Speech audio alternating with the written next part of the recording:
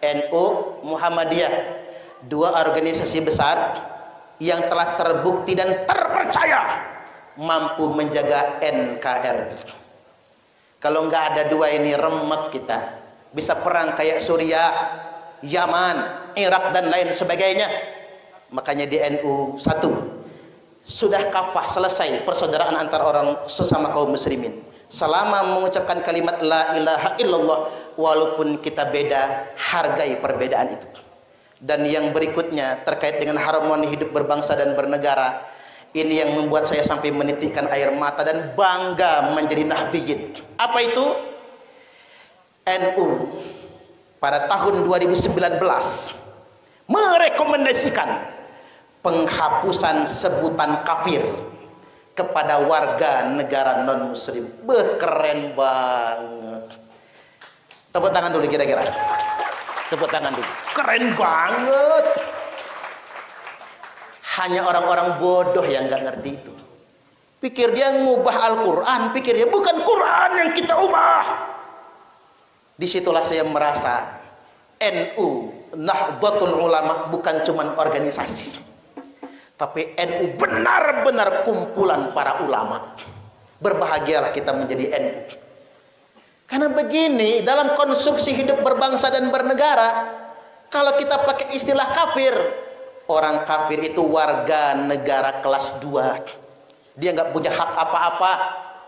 Dia wajib membayar upeti kepada negara. Namanya kafir. NU yang merekomendasikannya.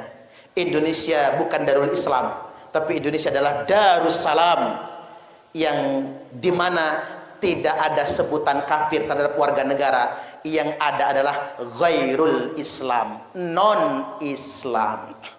Innallaha jamilun yuhibbul jamal. Sesungguhnya Allah itu indah. Allah suka yang indah-indah.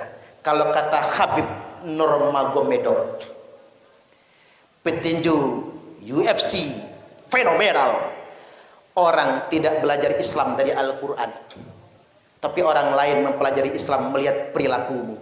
Maka indahkan perilakumu agar Islam itu tampak indah, sehingga setiap orang yang melihatnya ingin sekali memasukinya. Subhanallah. Makanya buat adik-adik sekalian, kita bawa Islam yang rahmatan lil alamin. Tantangan yang kedua, ini agak berat menyebutnya ya.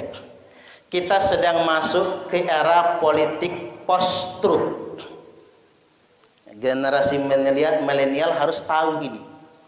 Karena ini konsumsinya di barat. Post-truth, politik pasca kebenaran. Bahasanya begini, di era sekarang orang nggak penting tentang fakta yang benar atau salah.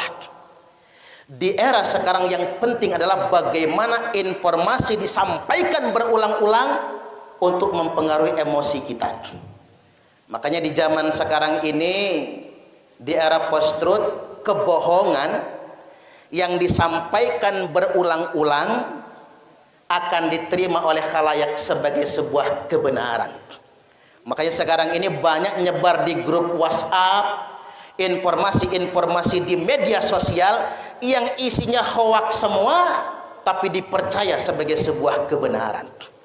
Nah, ini generasi milenial harus menyelesaikan persoalan ini. Kita sedang dihadapkan dengan zaman pasca kebenaran, di mana kebenaran dibalut sedemikian rupa dan digoreng sedemikian rupa. Kadang-kadang kebohongan diterima sebagai sebuah kebenaran. Nggak usah pakai studi kasus ya, nggak enak, sensitif soalnya. Tapi sederhana begini sajalah. Apa hubungannya sama masyarakat beragama bagi kita kaum muslimin ini? Sekarang ini agama dimanipulasi untuk tujuan politik. Artinya ada orang yang menurut kita ngerti agama, tapi malah justru memanipulasi ajaran agama. Makanya buat generasi muda NU, yuk kita bawa agama. Agama sebagai payung moral, bukan baju politik, bukan identitas politik, bukan juga sebagai alat politik. Setuju nggak kira-kira? Makanya NU kembali ke khitahnya. NU bukan partai politik, tapi NU boleh kemana saja. Mengapa NU bukan partai politik? Karena dikhawatirkan Ketika kita korupsi, NU-nya yang rusak. Biarkan kader NU mau kemana saja. Ini pesan yang kedua. Generasi muda NU sedang dihadapkan dengan era post-truth, era pasca kebenaran, di mana kebohongan yang disampaikan berulang-ulang akan diterima oleh khalayak sebagai kebenaran.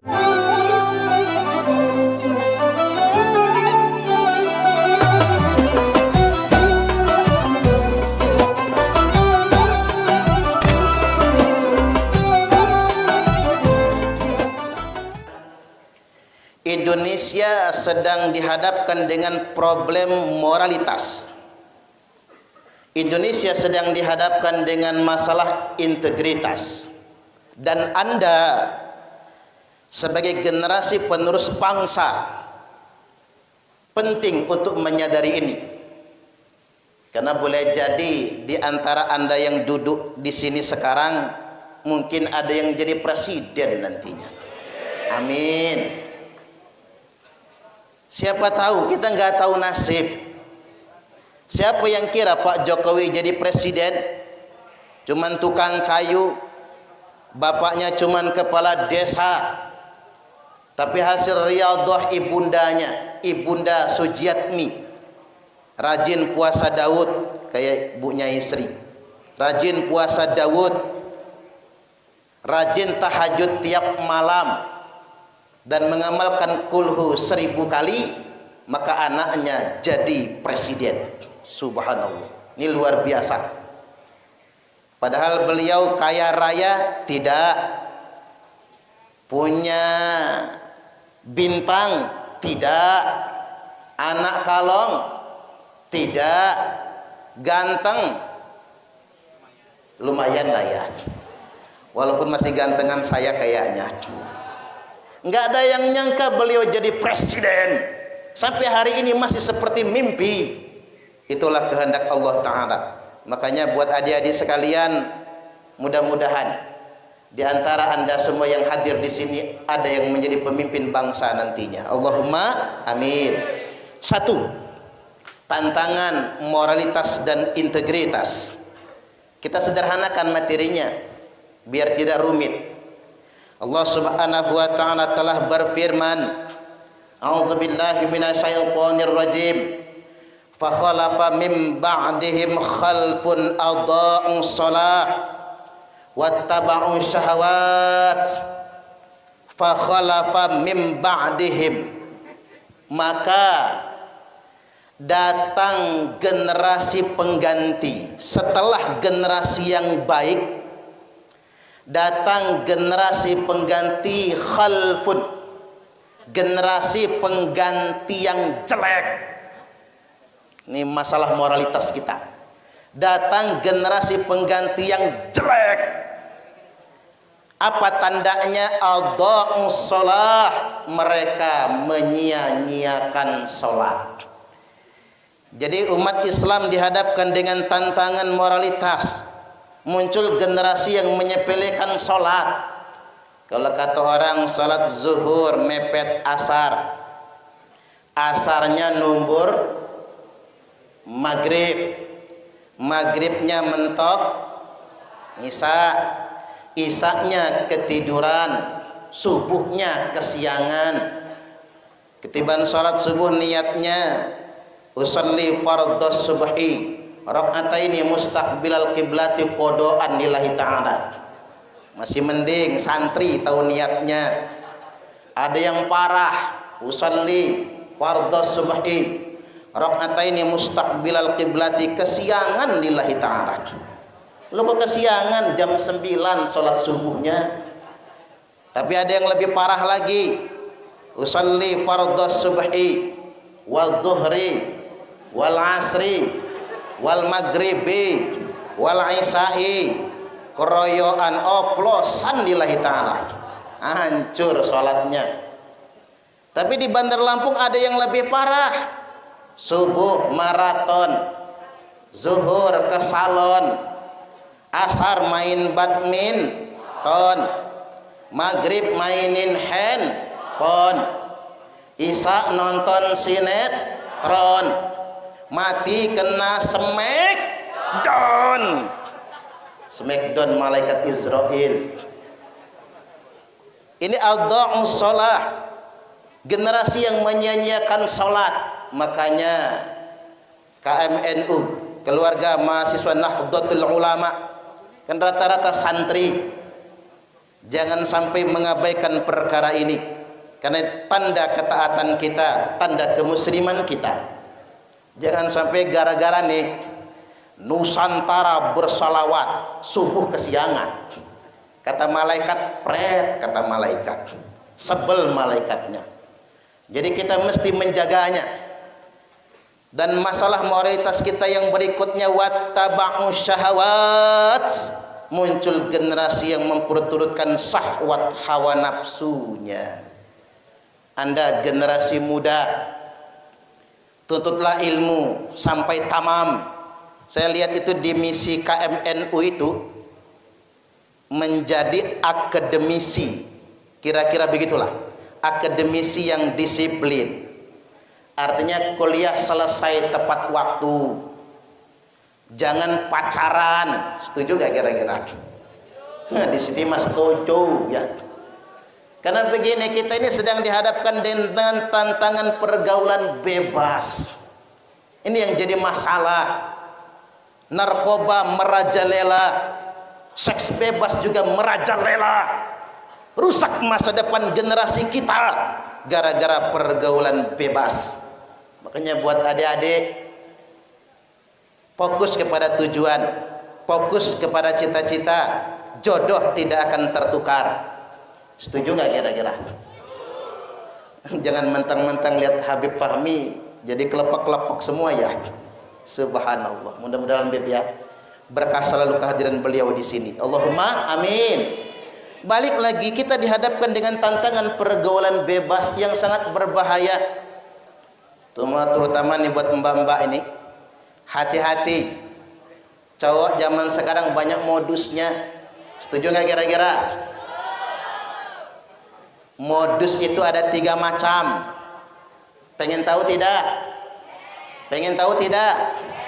1. Modus mukhafafah. 2. Modus mutawassithah. 3. Modus mughalladhah. Itu mah najis atuh.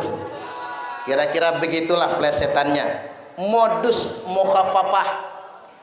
Apa contohnya modus mukhafafah? Ecak-ecak care, perhatian. Udah makan belum? Gaya lu. Chat WA, udah mandi belum? Belum. Kok belum mandi sih? Mager. Emang pagar pondok gitu.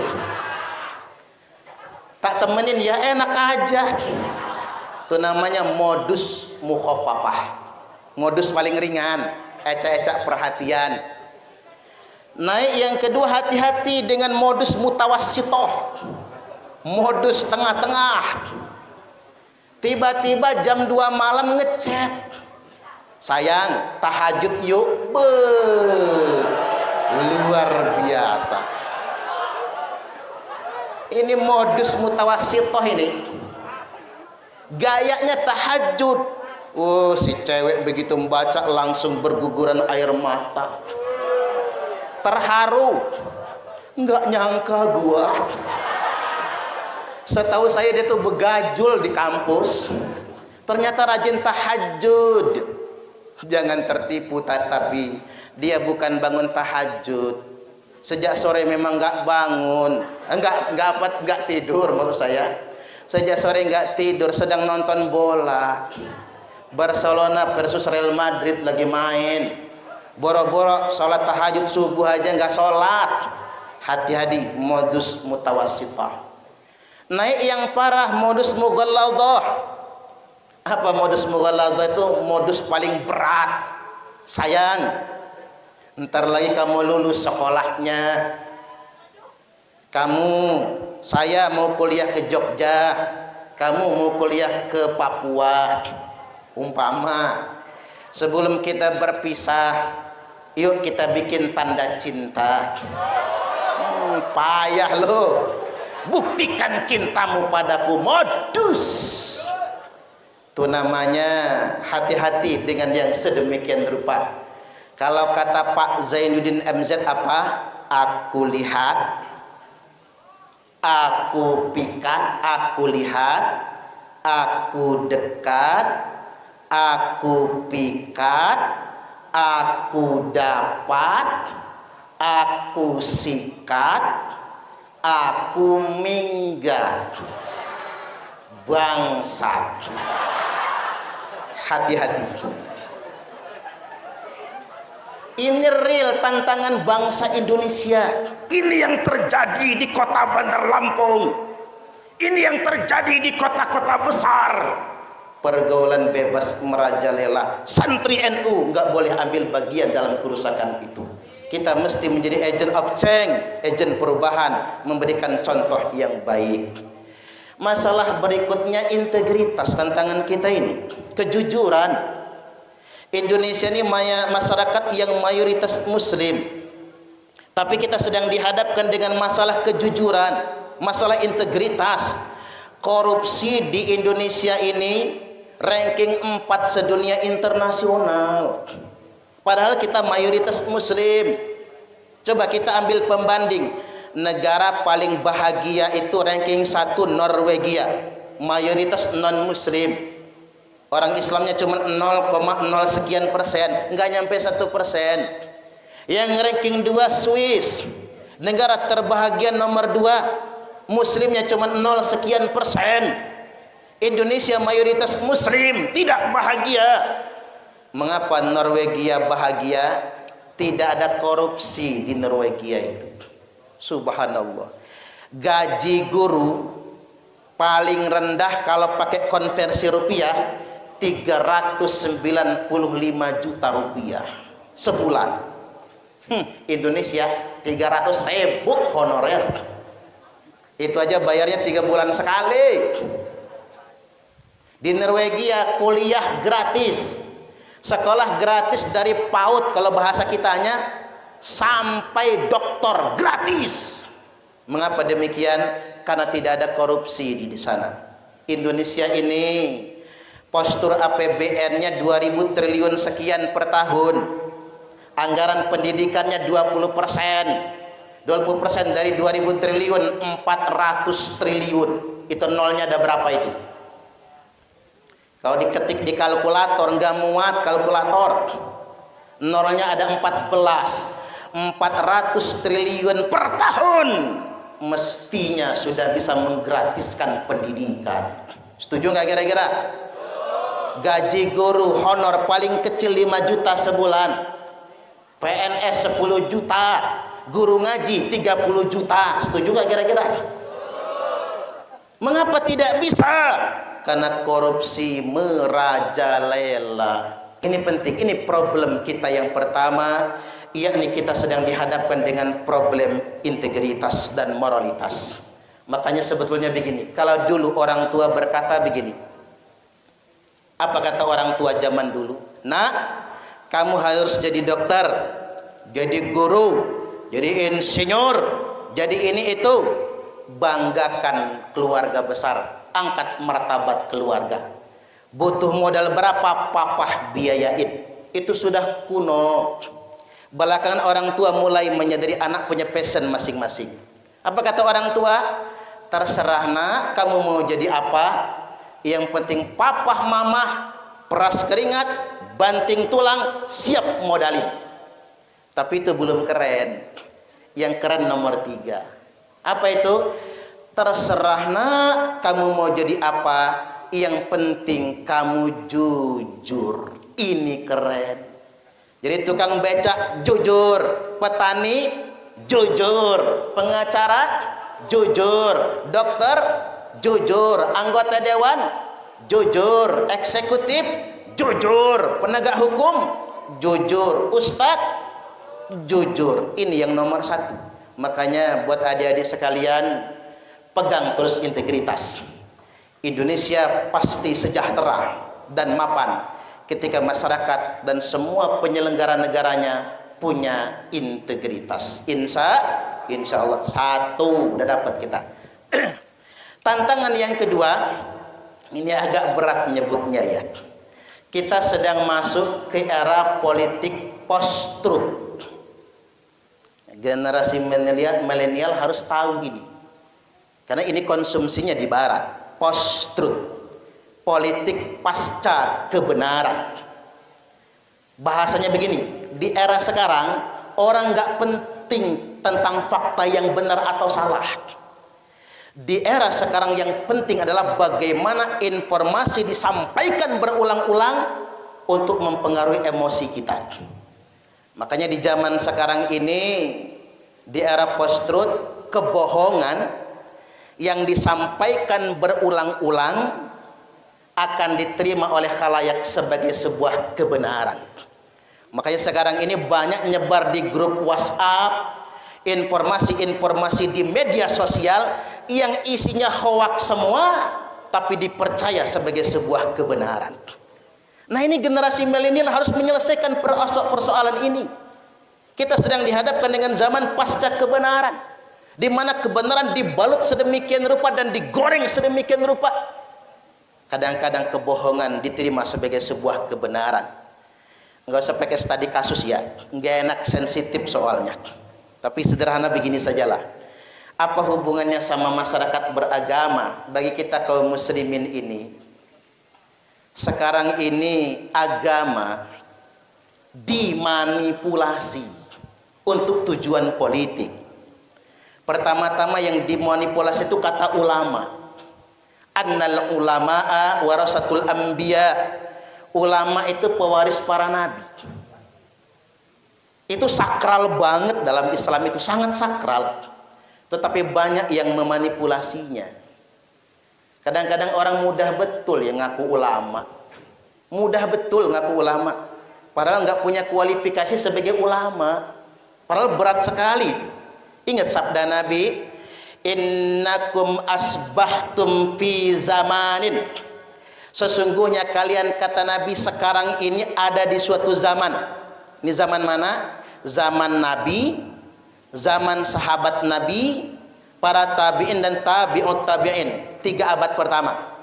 Innakum asbahtum fi zamanin. Sesungguhnya kalian semua sekarang ini ada di suatu zaman. Kathirin fuqaha'uhu wa qalilin khutaba'uhu. Sekarang kalian, kata Nabi, ada di suatu zaman yang banyak fuqahanya, banyak pakar agamanya, banyak pakar fikihnya, sedikit tukang ceramahnya. Zaman dulu nggak ada penceramah, jarang, tapi ulama banyak, bukan main, punya kepakaran dalam berbagai macam bidang. Wasayati zamanun ala ummati, dan akan datang suatu zaman di tengah-tengah umatku. Qalilun fuqaha'uhu wa katsirun khutaba'uhu. Sedikit sekali yang pakar agamanya dan terlalu banyak tukang ceramahnya. Makanya saya ini bukan ulama, tapi tukang ceramah. Di MUI juga saya ini ditaruhnya di Komisi Dakwah Majelis Ulama Indonesia. Berat gelar ulama itu. Makanya ada yang nanya, Ustadz ini ulama? Bukan, tukang ceramah. Tukang ceramah itu bisa benar bisa salah, betul nggak kira-kira?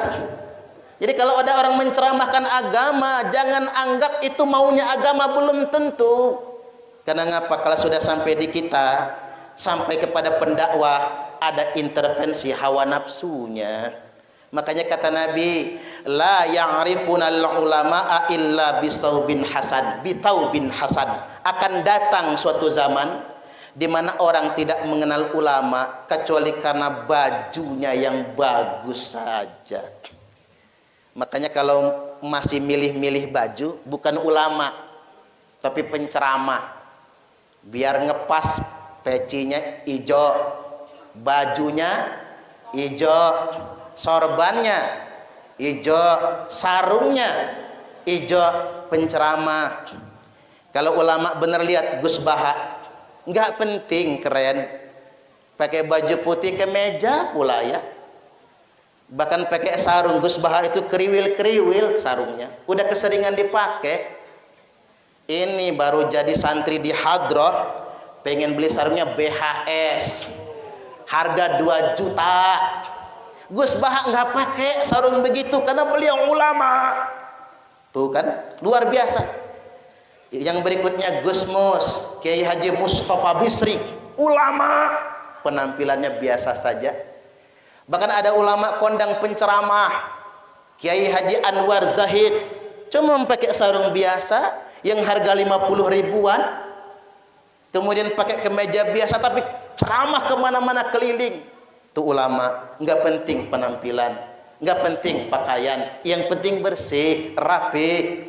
Tapi kita dihadapkan dengan zaman, di zaman sekarang banyak penceramah, tapi ingat bukan ulama. Makanya saya bersama teman-teman penceramah, para mubalik seantero Indonesia Raya tercinta ini, mbok yau tawadu, tahu diri, rendah diri. Kita ini cuman penceramah, bukan ulama. Jangan gumede, tahu gumede enggak? Jangan gumede, jangan sombong, jangan minta diulamakan. Kalau dikoreksi nerimo, wong kita ini manusia biasa. Setuju nggak kira-kira? Makanya buat adik-adik sekalian, jadi penceramah itu nggak berat-berat amat. Kalau jadi ulama itu yang berat, ada kualifikasinya, harus diuji. Berapa dulu gurunya? Kalau model-model penceramah, makanya ada dai cilik, aksi Indosiar misalnya. Itu bukan mencetak ulama, tapi mencetak penceramah. Hanya penyampai saja, menyampaikan sesuai dengan kemampuannya. Walaupun memang ceramah juga nggak mudah loh. Berdiri di sini nggak mudah. Ya kalau ceramah depan santri enak, apa aja masuk didengerin. Tapi ceramah yang nggak enak itu, kita ceramah orang nggak mau denger. Makanya guru saya berpesan, jangan menceramahi 3 golongan manusia. Susah masuknya. 1, ceramah depan pejabat yang lagi sombong, mudah tersinggung. Kita ceramah nyindir dia, nggak sengaja, bukan kita yang kena marah, asistennya yang dimarahin, jadi korban. Yang kedua, orang kaya yang lagi takabur, nggak bisa diceramahin. Saya pernah ceramah Ikatan Pengusaha, belakangnya nggak usah disebut, nggak enak. Ceramahnya di Hotel Horizon, Jalan Kartini ya. Saya ceramah buka bersama, jam 4:30 sudah mulai ceramah. Selama ceramah nggak ada yang memperhatikan saya ngomong. Mereka sibuk berbicara di meja masing-masing. Saya nanya sama pembawa acara, sampai jam berapa saya ceramahnya? Sampai buka Pak Ustadz. Nah, pikir saya, nahanin setengah jam, 1 jam setengah, nggak ada yang dengerin ngomong, gak enak betul. Kita ajak ketawa, nggak ada yang ketawa. Bulu kuduk saya langsung merinding gitu, langsung naik. Dia ajak serius, nggak ada yang serius. Dia ajak sedih, nggak ada yang sedih. Mereka sibuk membicarakan bisnis mereka masing-masing.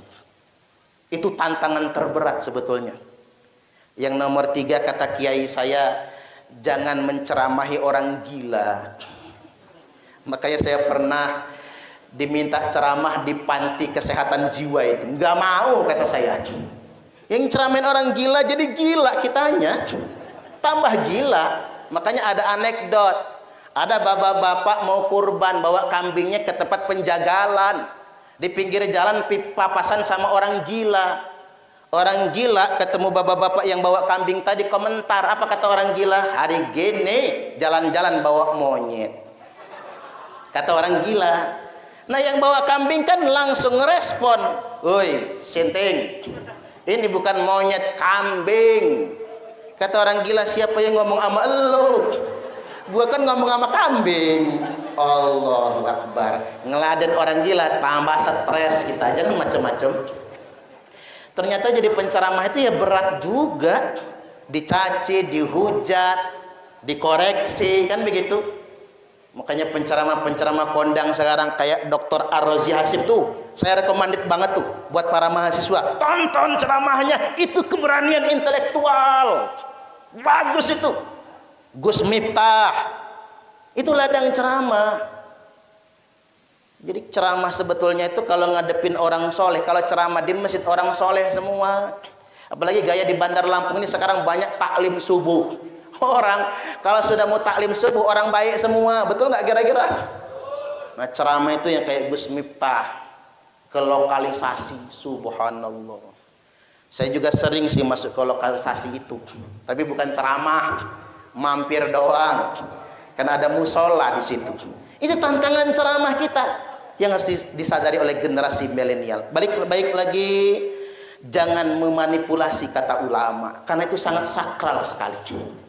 Makanya ada rekomendasi sertifikasi ulama. Ya harus dong. Orang nggak boleh sembarangan ngaku ulama. Apa kredibilitasnya? Nggak berani ya jangan ngaku. Setuju nggak kira-kira? Ya harus begitu kita. Yang berikutnya yang sangat saya cemaskan sekarang ini, manipulasi ajaran agama. Orang pakai narasi-narasi keagamaan untuk membenci orang lain, itu tidak boleh. Ini zaman post-truth, hati-hati. Orang memainkan emosi kita dengan bahasa agama, hati-hati sekali. Atau gini sajalah, biar saya sederhanakan. Guyonan anak pondok, ada santri berak di kali. Pernah berak di kali? Pernah. Apalagi saya ini kampungnya aja pinggir kali. Sekarang di kampung saya ada toilet, dulu enggak ada. Mandi di kali, berak di kali. Jadi kalau subuh itu duluan ke kali, pengen cari posisi paling atas sekali, biar enggak diatasin orang lagi. Begitu kebelet langsung nongkrong di paling atas, lagi nongkrong ternyata sudah ada yang di atas duluan. Allahu Akbar, pengalaman masih di kampung. Makanya saya ditanya, Ustadz, apa hukumnya wudhu di kali yang dipakai berak, dipakai mandi, sah nggak wudhunya? Sah wudhunya. Yang penting nggak pas kuning-kuning aja. Kalau pas kuning-kuning, anyutin dulu yang kuning-kuning itu. Jadi ada santri berak di kali. Lagi berak di kali, disundul ikan, jeleduk, kecebur dalam kali.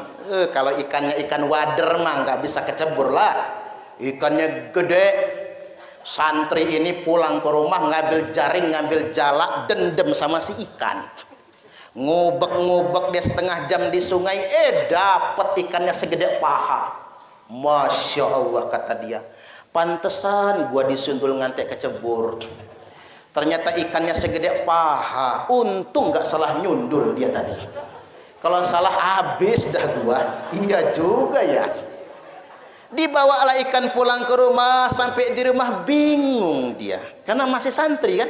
Ini ikannya halal apa haram? Daripada bingung tanya guru ngaji. Dibawalah ikan segede paha ke guru ngaji. Guru ngaji aja kaget dikirain itu oleh-oleh. Ada apa kata guru ngaji? Ini Ustadz, saya ini berak di kali, disundul ikan, jeleduk kecebur dalam kali. Tapi saya bingung, ini ikannya halal apa haram kalau kita makan. Kata Ustadznya, nanti kita buka kitab dulu. Kitab kuning, Arabnya gundul semua. Kita mah jangankan yang gundul, yang gondrong aja susah bacanya. Tertulis dalam kitab, Idrajulun kesundulun iwa'un. Kata santrinya, kok kenal bahasanya itu. Dengerin aja. Idrajulun kesundulun iwa'un fahuwa haramun jidan. Kalau ada seseorang kesundul ikan, maka ikannya haram, benar-benar haram, tidak boleh dimakan. Oh ngono toh Pak Ustadz. Ya sudah, kalau nggak boleh dimakan, kita pulangin ke sungai lagi.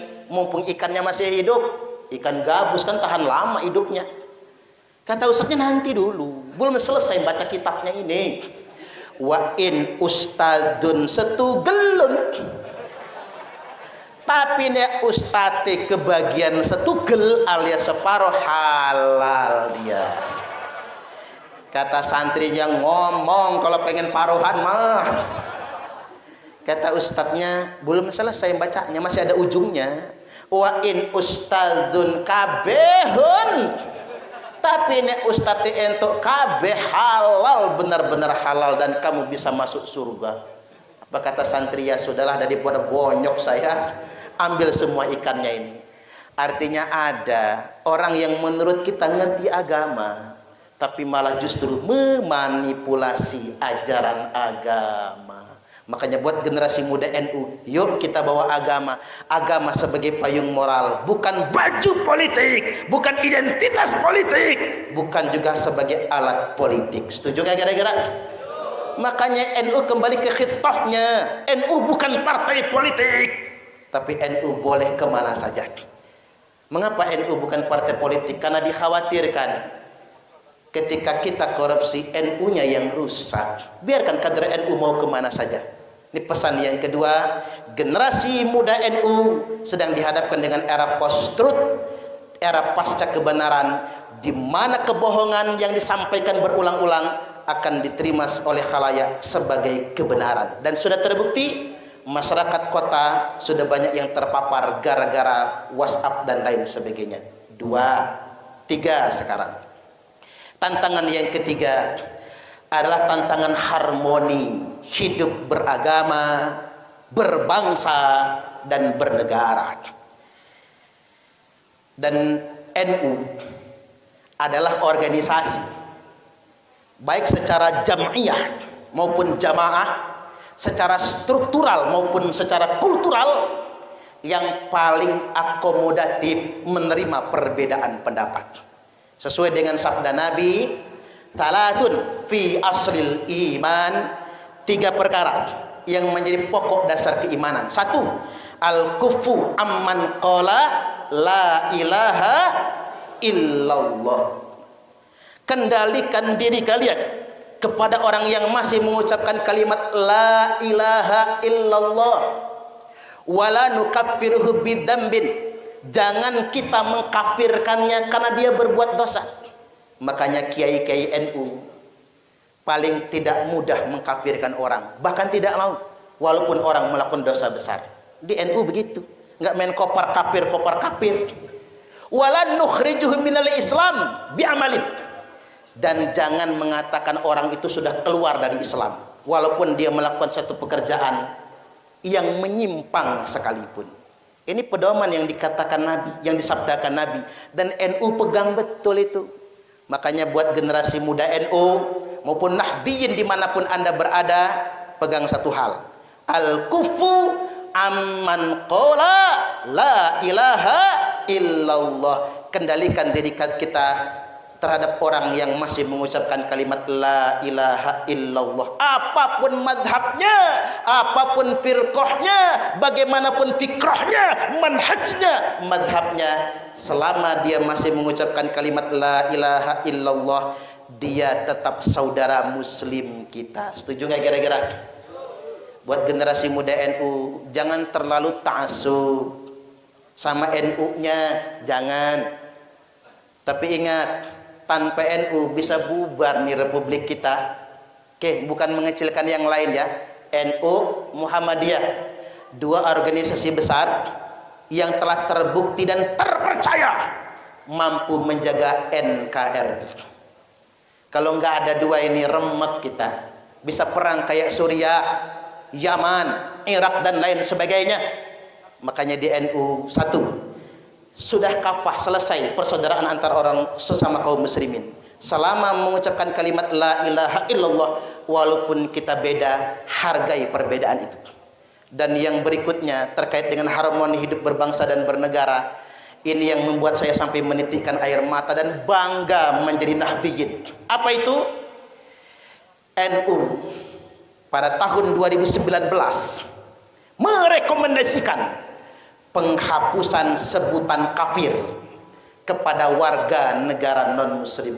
Keren banget. Tepuk tangan dulu kira-kira. Tepuk tangan dulu. Keren banget.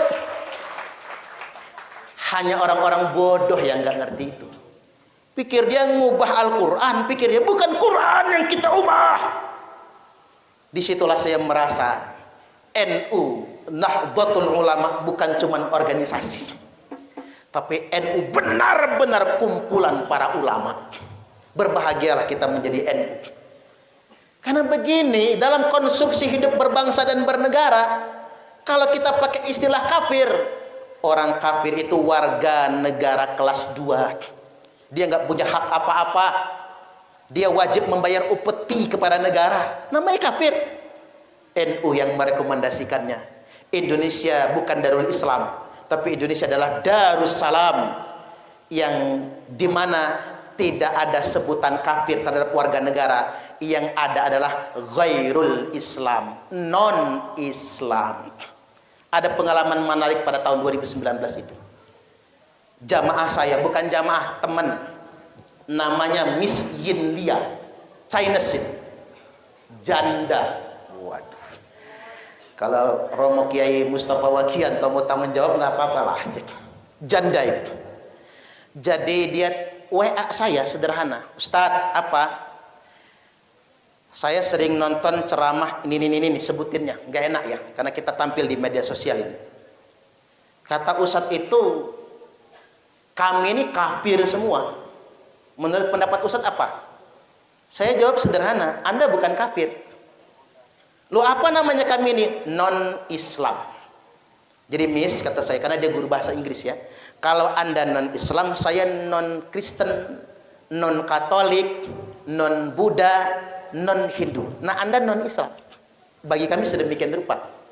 Jadi saya bukan kafir, bukan. Ustadz, tolong jelaskan. Kafir itu apa? Kafir itu kan ingkar.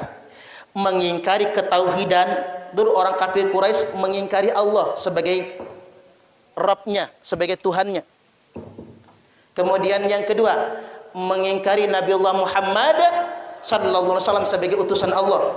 Dan yang ketiga, mereka mengingkari Al-Quran. Itulah kafir. Berarti kami tidak kafir, bukan non-Islam. Nah, seminggu kemudian dia WA saya lagi, Ustadz, kalau anaknya Islam, orang tuanya non-Islam, boleh nggak anaknya berbakti sama orang tuanya? Wajib, kata saya. Walaupun orang tuanya non-Islam, walaupun bapaknya bajingan tengik juga, wajib berbakti.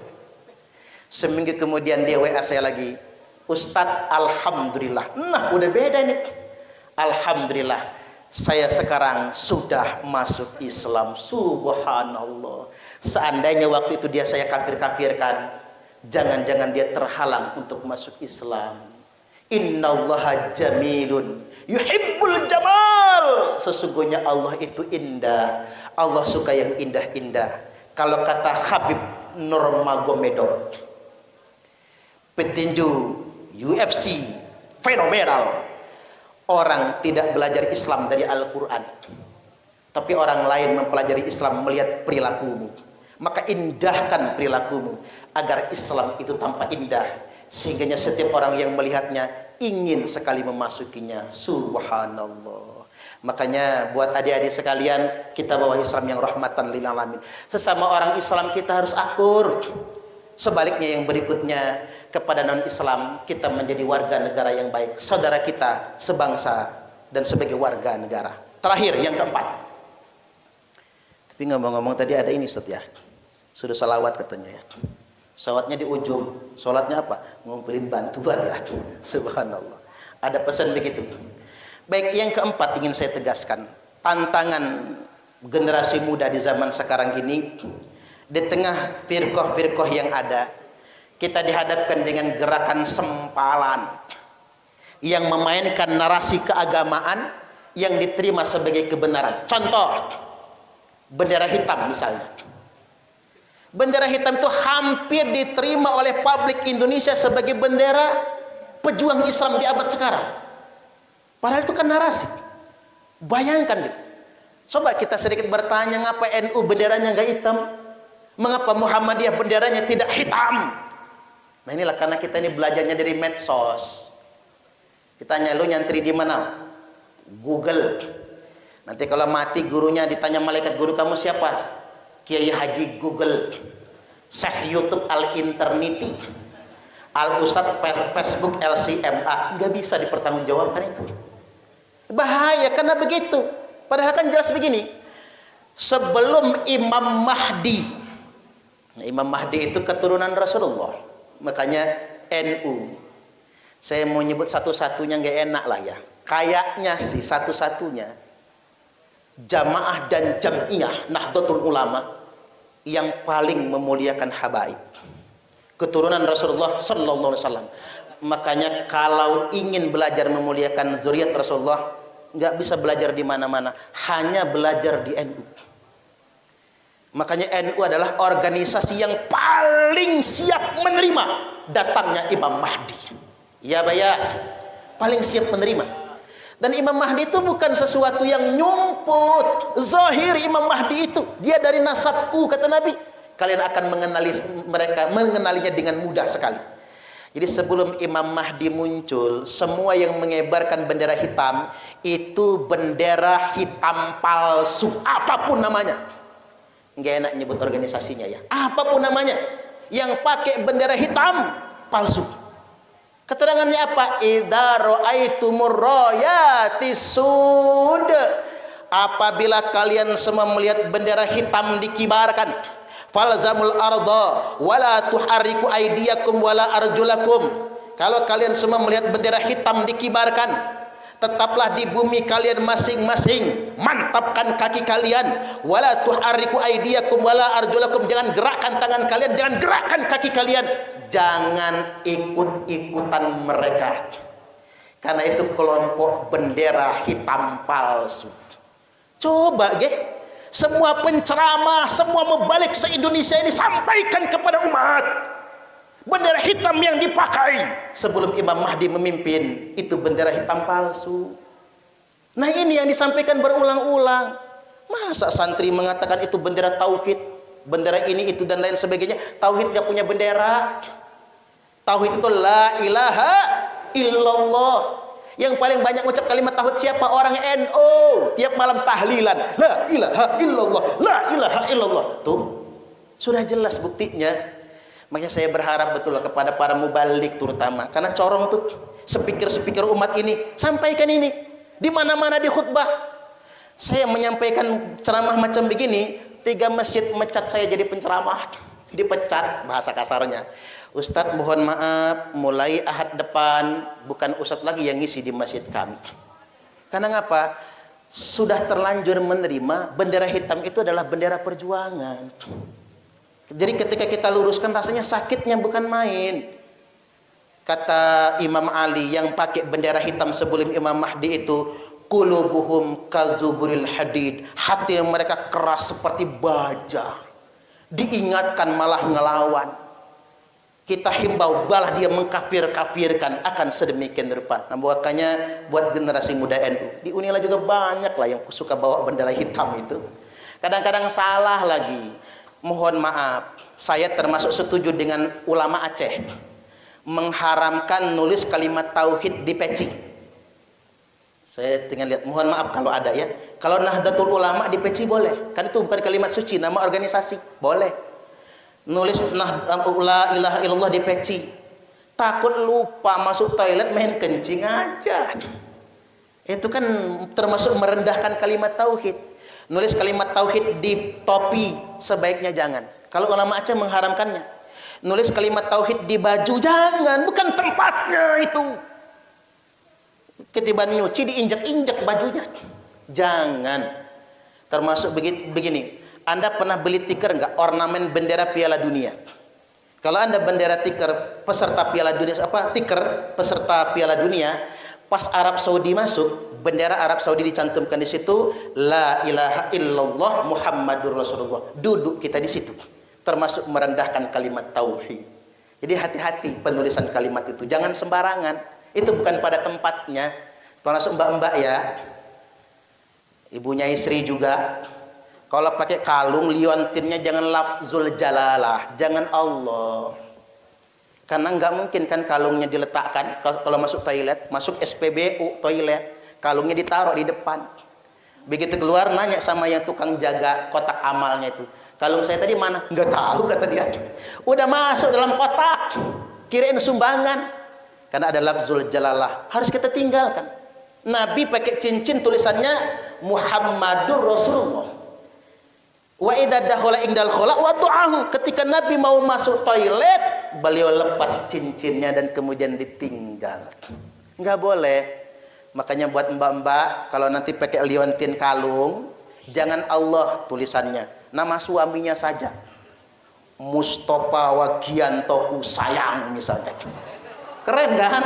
Nama suami saja, jangan lafaz Allah. Kita ini so Islami sih kadang ya. Kita polemik bendera hitam, termasuk begini. Terakhir saya ingin tegaskan, gerakan sempalan muncul neo khawarij. Hati-hati dengan neo khawarij. Makanya orang Islam beragama jangan garang-garang. Karena Islam itu rahmatan lil alamin. Nabi sallallahu alaihi wasallam bersabda, sayakhruju qaumun fi akhiriz zaman. Akan datang, akan keluar sekelompok orang pada akhir zaman nanti. Al-ahdathul asnan, usia mereka masih muda-muda. Makanya harus ada KMNU, harus ada PMEI, apalagi IPNU, IPPNU. Kita yang muda-muda ini menandingi mereka. Karena mereka itu masih muda-muda, semangatnya membara, jihad berani mati, maka banyak yang tertipu. Ini yang harus kita waspadai. Al-ahdathul asnan, usia mereka muda-muda. Sufahaul ahlam, otak mereka rusak. Karena apa? Brainwashing, cuci otak. Makanya di Unila tahun-tahun dulu ada kelompok Al-Qiyadah Al-Islamiyah. Orang Unila itu banyak. Bahkan mohon maaf, ada dosen Unila dulu yang ikut hijrah ke Kalimantan sama Ahmad Musodek, yang aliran Ibrahimi itu. Milah Ibrahim ya, aliran Milah Ibrahim. Sampai segitunya dosen loh. Subhanallah. Apa sebabnya? Sudah dicuci otaknya. Makanya teroris-teroris itu, kelompok Khawarij itu karena sudah dicuci otaknya. Makanya hati-hati ngaji. Cara menyelamatkannya bagaimana? Para kiai kita sudah menghimbau, kalau ngaji harus bersanad. Karena kalau tidak bersanad bahaya sekali. Harus dengan sanad yang jelas ngaji itu agar kita selamat. Al-ahdasul asnan, usia mereka masih muda-muda. Sufahaul ahlam, otak mereka rusak. Makanya rata-rata adik-adik sekalian, yang jadi teroris itu nggak ada orang pondok, terutama pondok NU ya. Rata-rata yang jadi teroris itu yang mak jelas ngajinya itu, otak mereka sudah rusak. Yaquluna min qauli khairil bariyah, tapi mereka selalu berkata atas nama perkataan khairul bariyah. Siapa itu khairul bariyah? Nabiullah Muhammad sallallahu alaihi wasallam. Makanya kata Nabi begini, akan datang suatu zaman, yakhruju qaumun min ummati, akan keluar sekelompok orang di tengah-tengah umatku, yaqra'unal Qur'an, mereka semua membaca Al-Qur'an, walaisa qira'atukum ila qira'atihim bisai', bacaan Qur'anmu kata Nabi enggak level sama mereka. Bacaan Al-Qur'an mereka fasih, rata-rata mereka hafal Quran. Makanya kalau kata Dr. Ar-Razi Hasim, hati-hati rumah tahfiz. Karena rumah tahfiz yang gurunya tidak bersanad, ada, enggak banyak, ada yang disusupi kelompok ini. Karena mengapa? Laisa qira'atukum ilas qira'atihim bisai'in, bacaanmu enggak seberapa dibandingkan dengan bacaan mereka. Wala sholatukum ila sholatihim bisai', sholatmu pun enggak sebanding dengan sholat mereka. Makanya orang Khawarij itu adik-adik sekalian, sholatnya menghabiskan sepertiga malam terakhir. Mereka menghatamkan Al-Quran paling telat seminggu sekali di dalam sholat. Saking rajinnya. Bacaan Al-Qurannya fasih, hafalannya mengalahkan kita semua. Sholatnya lebih rajin. Wala siyamukum ila siyamihim bisai', bahkan puasamu pun tak sebanding dengan puasa mereka. Tapi mereka kilabun nar, kilabun nar, kilabun nar. Mereka itu anjing-anjing neraka. Anjing-anjing neraka. Saya belum pernah membaca hadis sekasar ini kalimatnya. Belum pernah. Kecuali tentang orang Khawarij. Sampai ceramahinnya aja gak enak. Anjing-anjing neraka. Mungkin kita lembutin ya, kiri-kiri neraka. Ini lembutnya ya. Loh mengapa? Bukan sholatnya yang salah, bukan puasanya yang salah, bukan Al-Qur'annya yang salah, bukan hafalannya yang salah. Yang salah keyakinannya. Dia merasa dirinya paling benar, yang selain dia kafir semua. Makanya jangan ikut-ikut kelompok begitu, hati-hati ngaji. Udah lama ikut Habib Fahmi, kira-kira jadi teroris kan gak enak ngedengernya. Subhanallah, hati-hati.